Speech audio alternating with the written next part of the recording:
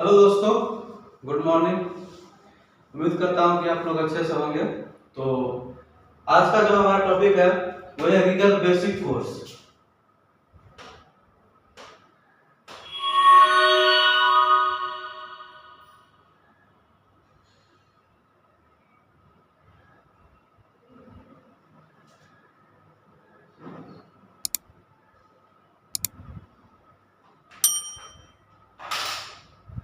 Regal basic course में पीछे मैं बताया पीपी के बारे में, उसके बाद साइट पे जाने के बाद क्या क्या जरूरत पड़ता है, कौन कौन सा ट्रेनिंग का जरूरत पड़ता है, इसके बारे में बताया। अब आगे हम बात करेंगे रीगल का जो काम है वो क्या होता है, उसके लिए टूल्स, इक्विपमेंट, ये सब के बारे में जानना बहुत जरूरी है। तो अगर आप रीगर का काम करने जाते हैं तो सबसे पहले जो है आपको हैंड सिग्नल के बारे में मालूम होना चाहिए कि रीगर का जो हैंड सिग्नल क्या है। यस,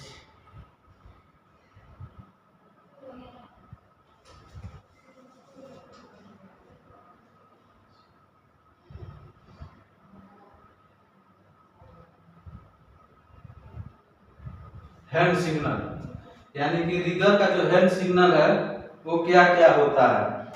क्योंकि अगर आप क्रेन पे काम करेंगे तो उसके लिए आपको हैंड सिग्नल का जो है होना बहुत जरूरी है। तो चलिए हम पहले आप लोग को हैंड सिग्नल दे करके दिखाता हूँ कि जो है किस तरह हैंड सिग्नल दिया जाता है। कोई भी सिग्नल देने के लिए जो है वो स्लो में दिया जाता है, जैसे कि वॉइस डाउन यानी कि जो हुक है उसको हम डाउन कैसे कराएंगे, तो उसका जो सिग्नल है ऐसे है, ये जो है वॉइस डाउन का है। उसके बाद जो है ये वॉइस अप का है, यानी वॉइस डाउन हो गया और ये वॉइस अप हो गया। लेकिन सिग्नल देने के पहले एक ध्यान रखना चाहिए कि जो सिग्नल है ऐसे बॉडी में टच करके नहीं देना है, कभी भी थोड़ा दूर करके दीजिए ताकि ऑपरेटर को दिखे कि आप सिग्नल दे रहे हैं। उसके बाद जो है स्विंग का है, अगर आप राइट स्विंग कराते हैं तो राइट, अगर लेफ्ट स्विंग कराते हैं तो लेफ्ट, यानी कि लेफ्ट हो गया और ये राइट हो गया, ऐसे सिग्नल देना है। उसके बाद अगर बूम ऑफ करना है तो ये जो है बूम ऑफ का, लेकिन अगर ऐसे करेंगे तो जो बूम है ऑफ है वो स्लोली उठाएगा, यानी धीरे धीरे ऑफ करेगा।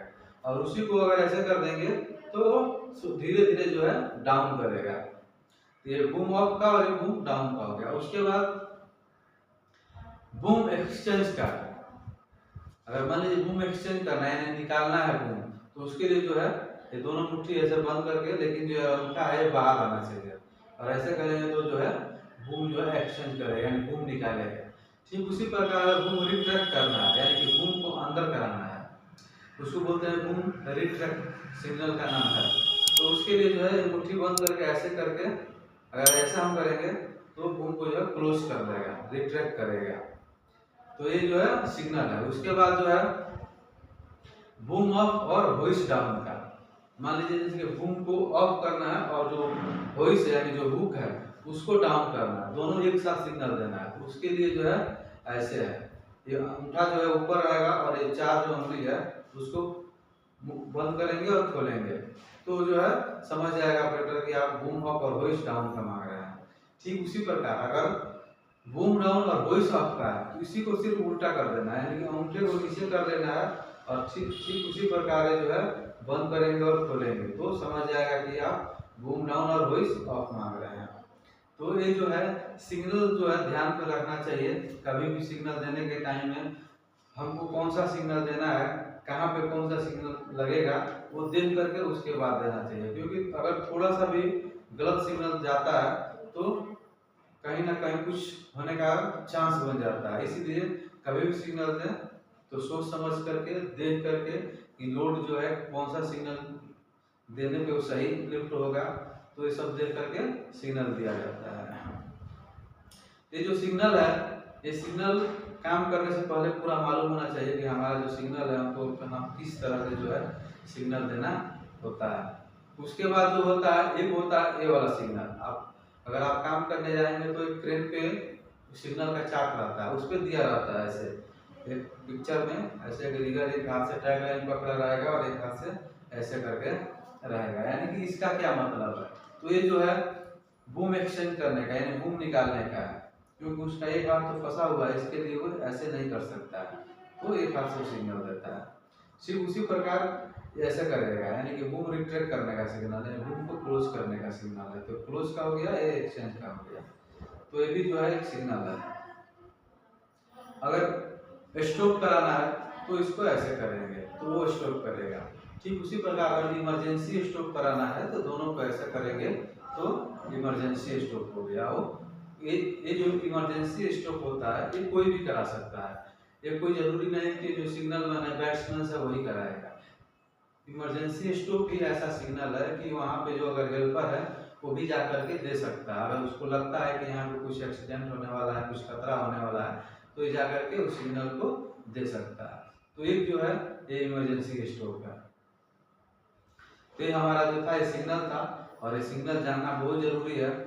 उसके बाद जो आता है टूल्स का आता है। तो टूल्स में जो है आपका रोप हो गया, चैन होइस हो गया, डिसाइकल हो गया, वायर लूप सीलिंग हो गया, सीलिंग हो गया, चैन सीलिंग हो गया, यानी पूरा टूल्स है, जिसको मैं एक एक करके बोर्ड पे बताऊंगा कि जो है कौन सा सीलिंग, कौन सा डिसाइकल, कौन सा चैन बोला, क्या कैपेसिटी होता है, किस तरह से होता है, तो ये सब मैं बताऊंगा। उसके बाद जो है कैलकुलेशन भी बताऊंगा कि जो है कैलकुलेशन किस तरह से किया जाता है। जैसे कि ये आप देख रहे हैं कि ये चार्ट है, ये कैमरा जूम करके दिखाने में पूरा मालूम पड़ेगा।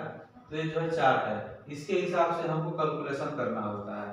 अगर कोई भी कैलकुलेशन है रिगर का, जो शेयरिंग्स है, लोड है, कौन सा लोड में कितना टन का या कितना इंच का शेयरिंग लगेगा, ये सब इस चार्ट के जरिए ही निकाला जाता है। ये जो चार्ट है इसके जरिए ही निकाला जाता है। तो मैं पूरा एक एक करके इस रिगर बेसिक कोर्स में ही आप लोगों को सब बताने वाला हूँ। तो ये स्टेप बाय स्टेप सब बताऊंगा। तो ये जो है आज का मैं सिग्नल के बारे में बताया, फिर नेक्स्ट वीडियो बनाऊंगा उसमें आप लोगों को और आगे बताऊंगा।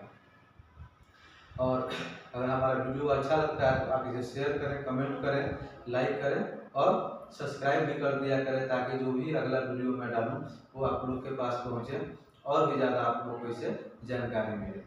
तो चलिए।